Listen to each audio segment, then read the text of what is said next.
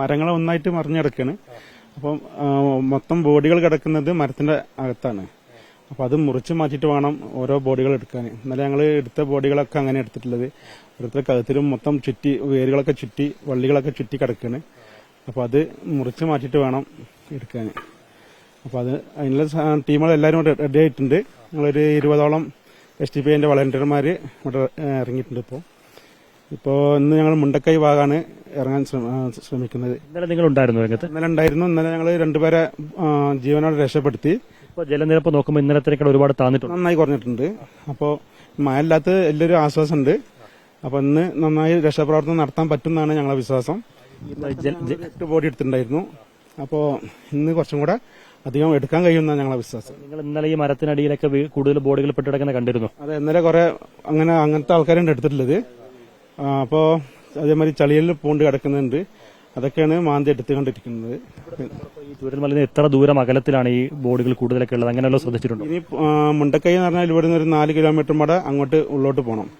അവിടെ ഒരു സ്കൂളിന്റെ പരിസരത്ത് കുറെ ആൾക്കാർ കുടുങ്ങി കിടക്കുന്നുണ്ട് എന്നാണ് അറിഞ്ഞത്. അപ്പൊ ഇനിയിപ്പോ അങ്ങോട്ടാണ് പോകാൻ ഉദ്ദേശിക്കുന്നത്. ഇന്നലെ ആർക്കും അങ്ങോട്ട് എത്തിപ്പെടാൻ പറ്റിയിട്ടില്ല. കുടുങ്ങി കിടക്കുന്നത് പറയുമ്പോൾ മണ്ണിൽ കുടുങ്ങിയതാണ്. മണ്ണിൽ പൂണ്ട് കിടക്കുന്നുണ്ട്, കുറെ ആൾക്കാർ കണ്ടിട്ടുണ്ട് പറഞ്ഞ്. പക്ഷെ അങ്ങോട്ട് എത്തിപ്പെടാൻ പറ്റിയിട്ടില്ല.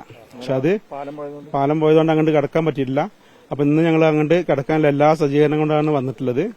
ഇന്ന് എന്തായാലും അവിടെ എത്താനുള്ള ശ്രമം ഞങ്ങൾ നടത്തിക്കൊണ്ടിരിക്കും.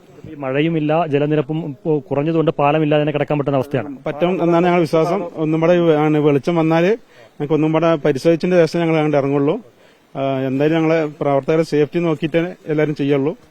അപ്പൊ അതിനു വേണ്ടിയുള്ള എല്ലാവരും ഒരുങ്ങി ഇന്നലെ ഞങ്ങൾ മീറ്റിംഗ് കൂടി തീരുമാനിച്ചു വന്നതാണ്. I've just joined I came last night at 10 o'clock. So I'm now planning to send one team to that side. One team will be engaged in the rescue operation here. So let's analyze the situation. Then I will be in better position to brief you. Okay. What is your first analysis? I just reported to the incident. So far as prima facie, I found that there is 2 villages in that side. There, the chances of some building collapse or debris might be victims under the trap. This chances is there. So, yeah, chances are there.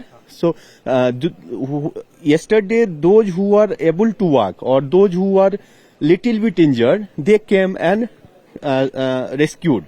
But there is chances that some people are in the shelters, in the masjid and in the resort, and some might be trapped under the debris. That we are focusing on that part. We are sending one team right now to that side. One team. When will you start the operation? We are about to start the operation. You are not waiting for the defense team? No. We are in coordination with the defense, but defense has they are prima facie focusing on the belly bridges.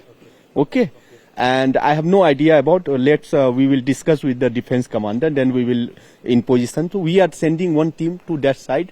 That is decision taken by me right now. For making this belly. Yeah. The climate is okay, sir. We are sending by the rope one teams. Okay. When, sir? Yeah, just now we are planning to send one team to that side.